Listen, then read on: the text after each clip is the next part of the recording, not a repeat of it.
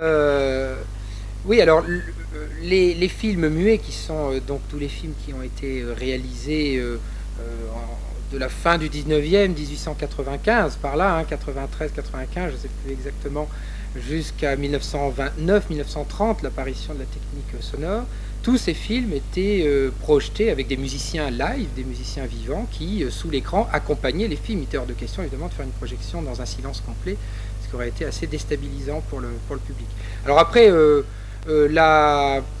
comment dire, la façon dont les musiciens accompagnaient le film était très très diverse selon les situations. Et essentiellement selon les situations financières du cinéma qui diffusait ces programmes de cinématographes. Les grandes salles new-yorkaises avaient de grands orchestres symphoniques de 80-90 musiciens. En Europe, où il y avait un petit peu moins de moyens, on avait souvent, évidemment, éventuellement un pianiste ou un organiste. Ça pouvait être quand même un petit ensemble de musiciens, un violon, une clarinette, un accordéon, ce qu'on avait sous la main. Donc il y avait une grande diversité, une grande disparité des possibilités instrumentales. Après, que jouaient ces gens-là? Alors là aussi, il y a deux grandes catégories quand même. Il y a soit la situation rare, mais quand même très très belle, de type Eisenstein, qui contacte Prokofiev et qui lui demande d'écrire une partition entièrement originale et idéalement calquée sur l'histoire. Mais il fallait avoir des moyens et, je dirais, une certaine culture musicale pour le faire. Et puis, le cas de figure le plus courant, où les musiciens improvisaient ou faisaient des montages à base de mélodies populaires, mais également de répertoire classique qui, à cette époque-là, était plus connu qu'il ne l'est aujourd'hui. Je pense que les opéras de Rossini, certains de Wagner et de Mozart, étaient plus connus dans le grand public qu'ils ne le sont aujourd'hui.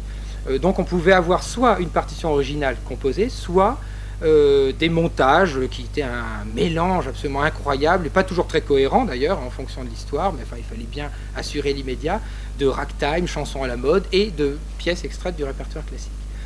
Aujourd'hui, le travail du compositeur pour le cinéma muet est évidemment différent, parce qu'il est dégagé des contraintes de l'époque, et donc peut davantage avoir une approche, je dirais, artistique de ce travail-là.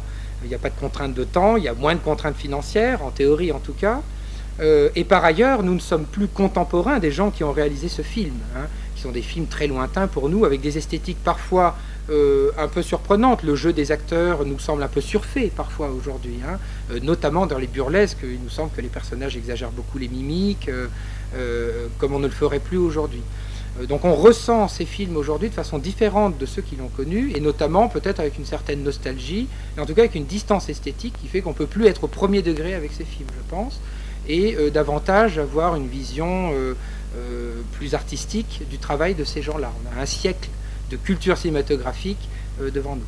Donc en même temps, ce travail il doit être respectueux des intentions, en tout cas supposées, des réalisateurs. On est quand même dans un contexte esthétique, qui est celui de la fin du 19e, début 20e, un jeu d'acteurs particulier, un type de décor.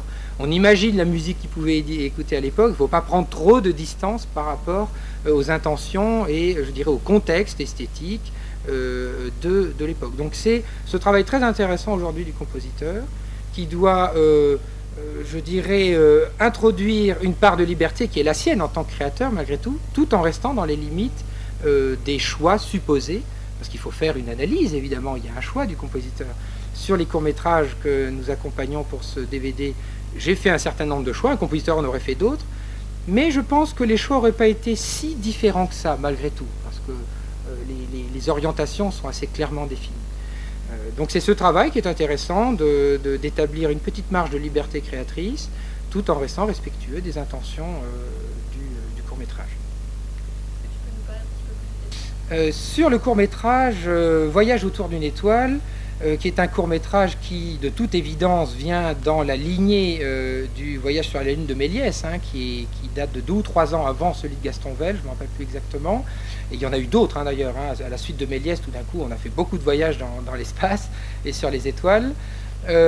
Pour ce court-métrage qui associe, je dirais, à la fois une dimension un peu burlesque, hein, le personnage du savant fou est plutôt humoristique, bien sûr, son assistant l'est également. La solution, d'ailleurs, qu'il emprunte, qu'il utilise pour aller dans les étoiles, c'est-à-dire une bulle de savon, est humoristique, elle est presque grotesque d'un certain point de vue. Et en même temps, il y a quand même toute une dimension poétique, avec cette figuration à base de toiles peintes. Les décors sont très très beaux, je trouve. Donc il y a une dimension vraiment un peu impressionniste, poétique, qu'il faut respecter, je crois, dans les intentions. Donc j'ai pas souhaité accentuer trop le burlesque parce que je crois que les personnages en font déjà beaucoup, et ils le font d'ailleurs très bien, ce sont des plans séquences, hein, assez longs quand même, l'acteur est assez extraordinaire, il faut admirer son talent, mais il en fait suffisamment pour qu'il n'y ait pas besoin de souligner systématiquement, je dirais, tous les aspects humoristiques. Donc j'ai préféré souligner davantage l'aspect poétique, un peu fin de siècle, parce qu'on est, même si c'est au début du XXe, on est dans une esthétique un peu fin de siècle, vieille France. C'est ça qui m'a touché en tout cas, donc il y a une approche peut-être plus poétique, mais quand même fringante et humoristique dans certains passages de la partition. L'idée étant de ne pas être dans un seul registre en permanence, mais de surfer sur des registres différents. Pour l'entrée en gare de la Ciotat, quelque part le problème était plus complexe. D'abord parce que dans le court-métrage de Gaston Velle, il y a quand même une histoire. Il y a un montage, il y a un scénario, il y a des personnages fictifs, et un parti pris tout à fait volontaire de raconter une histoire. Dans le court-métrage, le très très court métrage des frères Lumière, c'est plus ambigu. On est quand même d'abord dans un contexte d'expérimentation d'une technologie toute récente. Donc la notion de film d'art est encore un petit peu balbutiante et il faut se garder, à mon avis, de faire trop d'analyses, je dirais, a posteriori universitaire sur les intentions des frères Lumière. Les intentions premières des frères Lumière dans toutes les petites 1 minute qu'ils ont fait étaient d'expérimenter le matériel qu'ils avaient mis au point.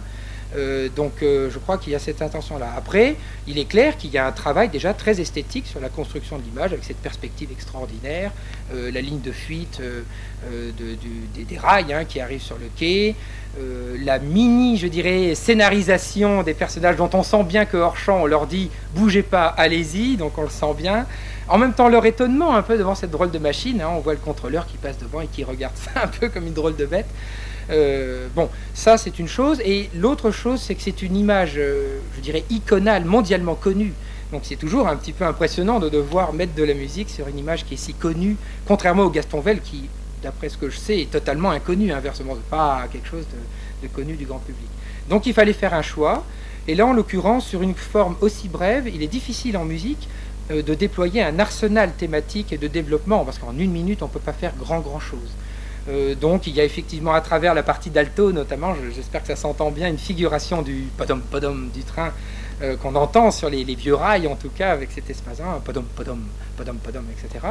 Et c'est plutôt dans le discours harmonique qu'il y a une gradation comme ça entre l'arrivée du train et cette deuxième moitié effectivement de la minute où les personnages vont rentrer à bord du train. Bon, il faut faire des options, hein, c'est toujours pareil, et la grande liberté du ciné-concert, en tout cas de l'écriture pour le cinéma muet, c'est qu'un autre compositeur pourrait faire autre chose. Et je crois qu'il faut à la fois jouir de cette liberté et la respecter. Il y a eu un choix qu'on a fait, en tout cas sur ce court-métrage, on espère qu'il plaira notamment aux enfants qui vont découvrir le court-métrage, qui vont peut-être distinguer, là, à travers la partie d'alto, ce petit rythme régulier et un peu, justement, berceur du train. Je crois que les enfants s'endorment souvent dans le train. C'est berceur, le padom padom. Donc, combien d'enfants, moi le premier, se sont endormis dans le train. Donc voilà l'option qui a été faite, avec une petite teinte nostalgique, parce que quand je regarde un film comme ça, pour moi, ça me semble vraiment d'un autre monde. C'est même pas le monde de ma grand-mère, c'est le monde d'avant encore. Et en même temps, il y a une modernité extraordinaire, et je pense que le discours harmonique qui est utilisé et mis à profit n'est pas un discours vieillot de la fin du 19e. Il y a quand même des accords un peu jazzy par moment, de 7e, de 9e, etc. Donc c'est plutôt dans un travail un petit peu de finesse, mais je pense que dans 1 minute, on ne peut faire que de la finesse précisément. On ne peut pas déployer un grand arsenal thématique et complexe comme on peut le faire sur les autres ciné-concerts que nous avons fait, les Mécanos de la Générale, les Nosferatu. Là, on a 1h30, on a le temps de développer. Donc là